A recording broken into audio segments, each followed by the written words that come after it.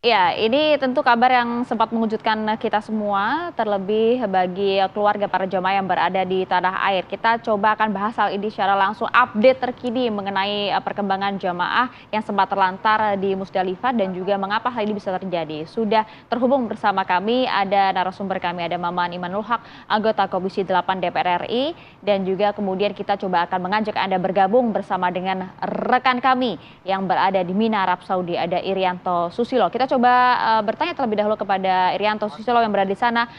Update terkini untuk saat ini seperti apa, Irianto? Pakai itu aja. Gua nggak bisa dengar studio. Anto,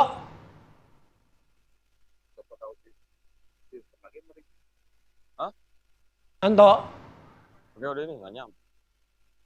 Oke, kita coba perbaiki ya komunikasi dengan Pemirsa, saat rekan kami Irianto Susilo. Nah, sebelum kami bahas lebih lanjut, kami ingin tampilkan terlebih dahulu kalau tadi ada isu mengenai jemaah haji yang terlantar. Ya. Nah, Kementerian Agama juga kan tadi sudah disampaikan ada perubahan kebijakan mengenai catering ya terhadap jemaah haji asal Indonesia yang melaksanakan ibadah haji di Tanah Suci. Seperti apa sih kemudian perubahannya, kebijakannya, dan termasuk layanan konsumsi ya. Ini yang kami tampilkan ini adalah layanan konsumsi di Mekah tahun ini atau 1444 Hijriah. Ya.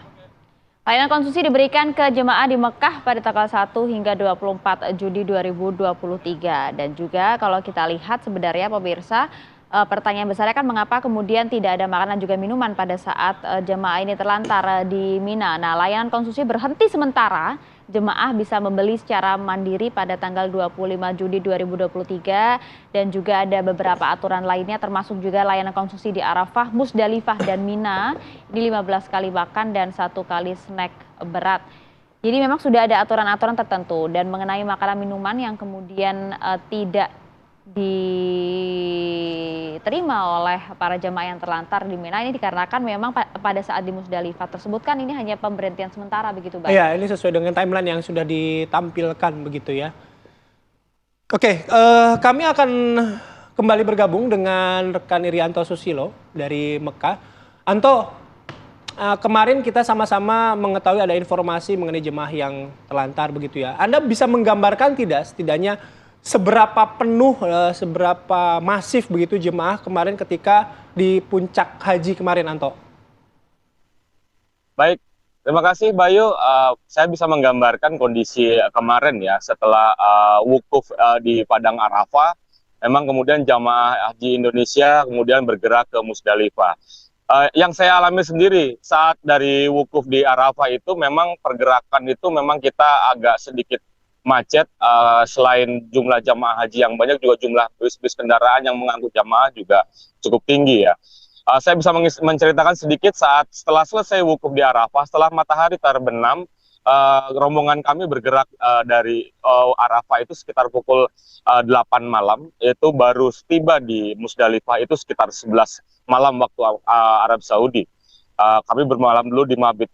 Padahal seperti biasanya dari Arafah ke Musdalifah itu hanya membutuhkan waktu sekitar kurang lebih 30 menit. Karena sehari sebelumnya kami sudah melakukan cek lokasi dan kami cek waktu perjalanan itu kurang lebih paling lama 30 menit. Itu perpindahan dari Musdalifah. Kemudian setelah lepas jam 12 malam, tepatnya setengah 1 waktu Arab Saudi, kami bergerak ke Mekah. Kemudian melakukan wukuf di Mekah. Kemudian setelah wukuf di Mekah, subuh kami bergerak ke Mina. Kami berjalan, rombongan berjalan menggunakan bis selepas jam 5 waktu Arab Saudi. Dan rombongan kami saja waktu itu tertahan kurang lebih sekitar 5 sampai 5,5 jam dari Mekah mau masuk ke Mina. Memang sepanjang pantauan kami di dalam bis, sepanjang jalan ribuan jamaah haji sudah memadati jalan menuju Mina dan memang mayoritas didominasi oleh, yang saya perhatikan dari pantauan saya langsung di lapangan, rata-rata jemaah haji dari India, Bangladesh, dan Pakistan.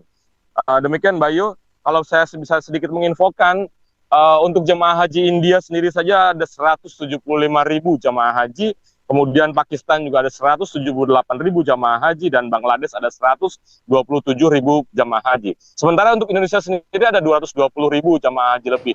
Saat itu pagi itu memang ada 2 ruas jalan yang memang digunakan untuk jamaah haji dan untuk kendaraan atau bus-bus yang membawa jamaah baik dari yang Mekah maupun yang dari Musdalifah menuju Mina. Namun karena padatnya jamaah haji, akses jalan tersebut tertutup penuh oleh jamaah sehingga bus pun harus bergerak perlahan dan yang saya alami sendiri sekitar 5 jam sampai 5,5 jam baru bisa masuk Mina dari jam. Baik, Pak Yu. Anto, mungkin Anda kan memantau tadi dari berdasarkan pengalaman Anda, kemudian Anda melihat beberapa jemaah dari India, Pakistan gitu. Nah, kalau video yang kami terima kan banyak juga jemaah asal Indonesia yang mereka harus beristirahat di Musdalifah gitu dan kondisi yang cuaca terik. Nah, soal cuaca ini seberapa panas, Anto, sehingga ini kan juga berisiko ya, terutama bagi jemaah haji asal Indonesia yang sudah lansia. Ya. Gitu. Oke, baik Bayu, saya sedikit gambarkan saat kami menjalani wukuf di Padang Arafah sekitar pukul 8 pagi, kami itu mendapat SMS notifikasi dari Kementerian Kesehatan Arab Saudi yang memberikan kami warning bahwa memang cuaca di Padang Arafah saat itu akan tinggi mulai dari jam 10 hingga jam 4 sore. Memang saya pantau di Arafah sendiri sekitar pukul jam yang disampaikan tersebut oleh Kementerian Kesehatan itu suhu mencapai 45 derajat Celcius. Sangat panas sekali. Oke, mencapai 45 derajat Celcius. Anto, Anda bisa gambarkan kondisi para jamaah, terutama para jamaah Indonesia yang berada di sana menunggu 5 hingga 5,5 jam. Tidak terdengar, Bayu. Anto, Anda mendengar suara saya? Saya sedikit gambarkan lagi soal aktivitas haji hari ini setelah kemarin tawaf. Ya silakan Anto. Kemarin lemrah maaf.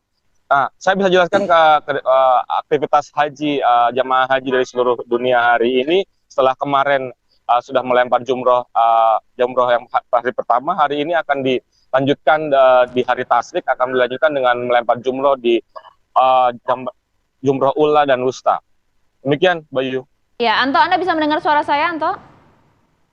Ya, Maria, dengar. Ya. Anto, Anda bisa gambarkan tidak bagaimana kondisi jamaah Indonesia pada saat itu, pada saat menunggu 5 hingga 5,5 jam dengan kondisi cuaca yang Anda gambarkan, bahkan 41 hingga 45 derajat Celcius di sana?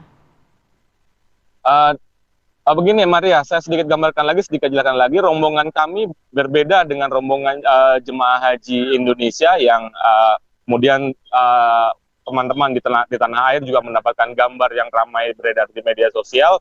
Lokasi saya dan jemaah haji memang cukup jauh, jadi saya tidak bisa mengkonfirmasi keadaan mereka. Oke, tapi ketika Anda tadi bercerita begitu naik bus begitu ya, kan lokasinya akses kendaraan juga tertutup oleh jamaah yang ada di sana begitu. Nah, yang Anda lihat apakah jamaah memang tetap bergerak atau ada beberapa jamaah yang harus minggir beristirahat dan lain sebagainya? Anda juga mendengar informasi bahwa ada jamaah asal Indonesia yang pingsan, informasinya di sana?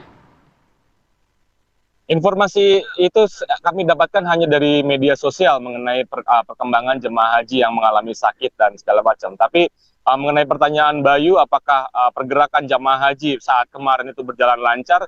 Memang gelombang jemaah haji itu terus berjalan walaupun pelan, dan memang ada beberapa akses yang akhirnya harus ditutup dan dibuka oleh otoritas keamanan setempat untuk memperlancar pergerakan jemaah haji baik yang berjalan kaki maupun yang menggunakan kendaraan baik dari Musdalifah maupun dari Mekah yang menuju ke Mina. Oke, baik, Rianto Susilo mengabarkan langsung dari Mina, Arab Saudi. Terima kasih atas laporannya. Selamat bertugas kembali, selamat beribadah. Anto, hati-hati dan salam buat rekan-rekan di sana. Oke, kita langsung ngobrol dengan Kang Maman. Assalamualaikum, Kang. Waalaikumsalam. Oke, baik Kang, nanti kita coba akan ngobrol-ngobrol lebih lanjut lagi mengenai hal ini ya Kang ya, dan juga ada beberapa dorongan dari DPR kepada Kementerian Agama mengenai hal ini juga. Terima kasih Kang Maman Imanul Haq, anggota Komisi 8 DPR sudah bergabung bersama kami. Kita akan ngobrolnya usai jeda Kang, sesaat lagi untuk Anda pemirsa.